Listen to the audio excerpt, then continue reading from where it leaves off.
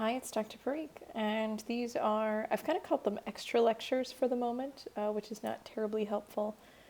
Again, everything that I'm pulling up, I'm early on in prepping the course, so a lot of things can change. Um, but so far, the first module is a lot of just overview stuff. If it's linked, it's done. If it's not, it's not.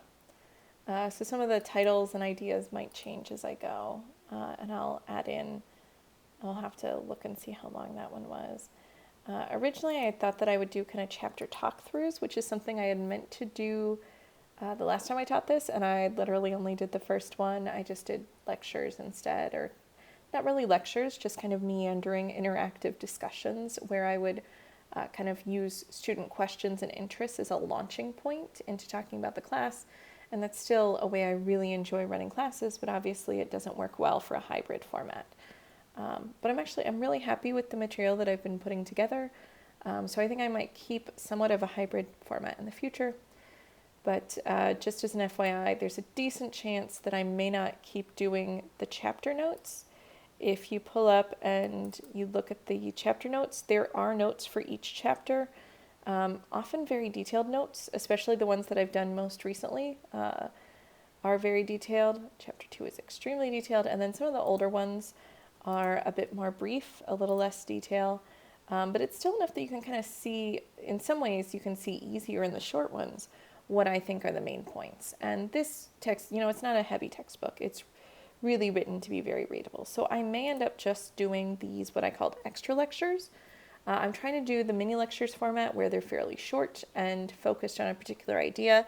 I may break them up into sort of module 1, module 2, or I may just leave them all together.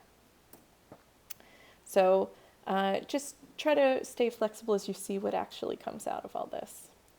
So the way I like to start class is by talking about superpowers. Does this course give you relationship superpowers? And I'm going to say kind of. So the first thing when we think about relationship superpowers, we need to think about what relationship means. Often when we talk about relationship, we think of romantic or sexual relationships. So a partner, a boyfriend, a girlfriend, a husband or wife. But when we think in terms of psychology, we think more broadly. We think relationships being any kind of relationship. So think about the relationships that are important in your life. We've got friendships. We have family relationships, including parent-child. And you could be on the parent end of that or the child end of that. Most of us are on both ends at some point. Siblings.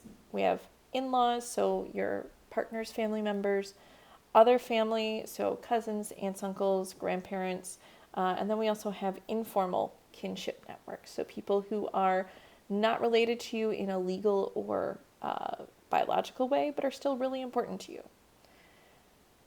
We have neighbors, people that we interact with, sometimes a little, sometimes a lot. We have coworkers, and coworkers come in all sorts of shapes and sizes. We've got clients who aren't truly coworkers, but are people we interact with in a professional way. Peers, so kind of what you think of typically when you think of coworkers. And then you have the people above you. You might have people below you, so supervisors and subordinates. You also might have volunteers working with your organization, or you might volunteer with other organizations.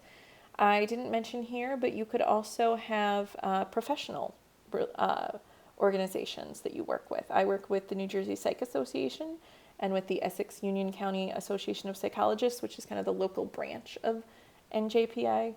I've worked with a few other organizations. You also have people you interact with when you're the client.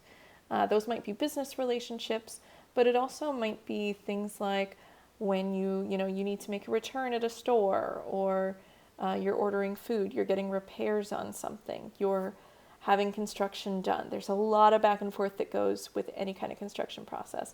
There's also government interactions. So when we think about relationships in a broad sense, we have lots of different interactions, and the relationship, this person across the table from me in the moment may not be really important to my ongoing life, but in that moment, that interaction may be important. And so that person's important, at least for a little bit.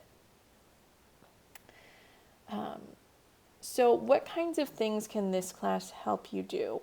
How can building relationship skills help you? Part of it, part of what we talk about is how to initiate new relationships, and that comes a little bit more toward the end. It's not necessarily part of the book that we're using for this, but I pull in some other readings. Um, it also could be useful for becoming closer to people that you already have relationships with. And we talk about emotional closeness. How much, you can spend a lot of time with someone and still not know much about their inner workings and their feelings. So building that intimacy is a word that we use, again, often when you use it in everyday life, you think of it as specifically maybe sexual intimacy or intimacy with a romantic partner. But intimacy just in general being how close you are to each other, how much you can tell each other about what's going on. It could be wanting to, I remember when I was in high school and early college, my mom was one of those people that people would just talk to. And I really admired that. And I admired the people in my grade who would be kind of the secret keepers. And that's something I really wanted to learn how to do. It didn't come, some people it just kind of comes naturally to. For me, I don't know that it did. But when you go to school for 10 years to learn how to ask a question, you get a little good at being a trusted confidant. So if you want people to feel like they can trust you and be able to tell you things. And then being able to hear those people accurately, to really decode what's going on, to have someone, walk in with their thoughts all tangled and walk out kind of having a better sense of what they think and feel and what to do next. Part of it's just being seen as being sort of reasonable and understanding, having a reputation for being fair, for hearing people out, and kind of having that sense of trust. A lot of, particularly what the book that we're reading, but just a lot of what we talk about in class is about how to work through conflict. And there's a few pieces. Part of it is how to de-escalate, how to defuse that tense situation, particularly when emotions start running hot, when people start getting really defensive, how to slow that process down, how to find a win-win situation, how to break out of, well, you're right or I'm right, how to just move forward when you're feeling stuck. Right? Like if you keep having the same argument every week, clearly something's not being resolved, even if it feels okay at the end of the argument. And then also it may be mediating for others, so helping being the go-between between different people. How does this happen? Part of it is pattern recognition. So you just, it's kind of like if you cook the same dish several times, or even with baking, if you bake the same bread or cookies over and over, you just get a sense, kind of an instinct for how it's coming along and what it needs to turn out the way that you want it to. How much flour is enough flour. And that's the sort of pattern recognition. You know how it's supposed to go. And for me, I'm not a very intuitive cook. I'm very uncomfortable the first few times I try a dish.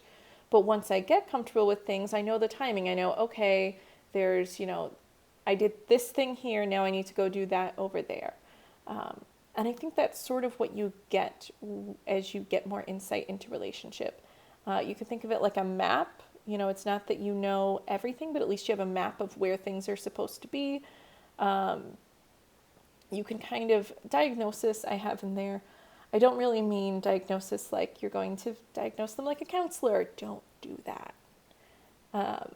What I mean there is you're able to diagnose more like a car mechanic, where you can kind of figure out where the sound is coming from. You can, when you first hear someone talking about what's going wrong, you have a few ideas in mind of what it might be. And then you ask a couple questions, or you pay attention to some things, and then you get an idea and you move forward. So it helps you diagnose where things are going wrong and what the problem is. And then it gives you some tools for how you might, what you might try to do to get things back on track. I think what I also hope is that by the end of the class, you feel empowered to be intentional about what you're doing. Part of becoming a helper, and this class alone does not train you to be a helper, Being a professional helper takes 2 to 3 years of graduate training, or more. I went to school for over 10 years to learn how to ask a question, is what I joke. But most of almost every job involves helping of some sort. Think about the jobs you've had, whether it's been babysitting, um, mowing lawns, car washes, fast food, retail customer service, working in an office. At some level, you are helping someone, whatever you're doing. Otherwise, you're probably not getting paid. And so you're all going to have some sort of role as a helper in whatever you go on to do. And people who are interested enough to take this class often have pretty direct helping roles. I apologize. I don't know how to pause and edit videos. And I was getting a text from someone who's coming over to my house soon, so I needed to check. It's fine.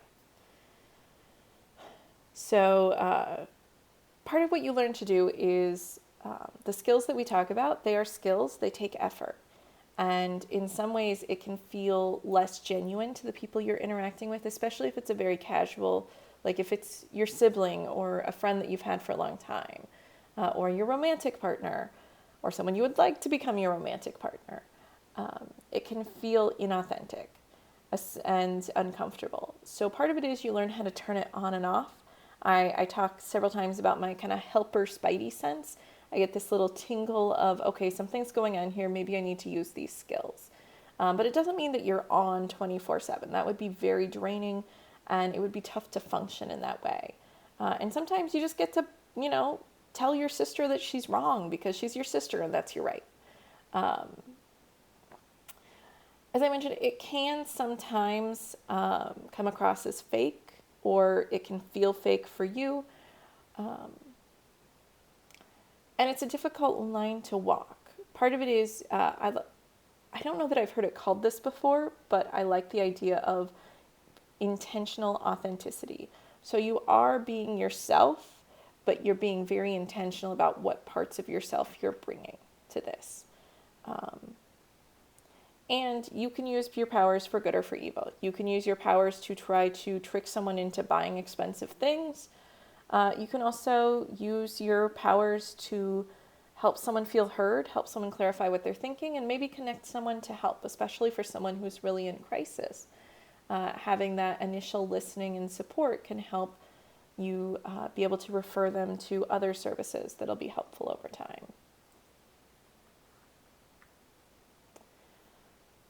In this class, I recommend that you look for opportunities to try out your skills. These are skills. They don't, just like you don't magically become great at basketball by talking about it a bunch, you don't magically become great at listening and navigating relationships without trying it out.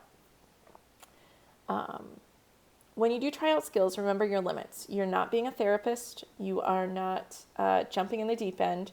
You're just trying to listen in a different way. If you're talking to someone and you feel like the situation's getting scary, maybe they're having thoughts of hurting or killing themselves, you can ask them directly, are you thinking about hurting or killing yourself?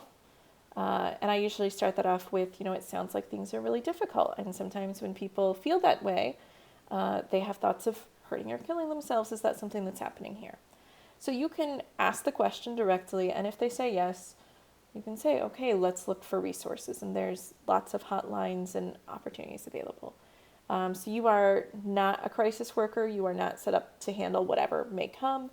And be careful, because sometimes when you open that door for people to talk, people do talk quite a bit. So be respectful for them. Try not to have people disclosing things that they're going to regret in the morning. And also be respectful of your own limitations.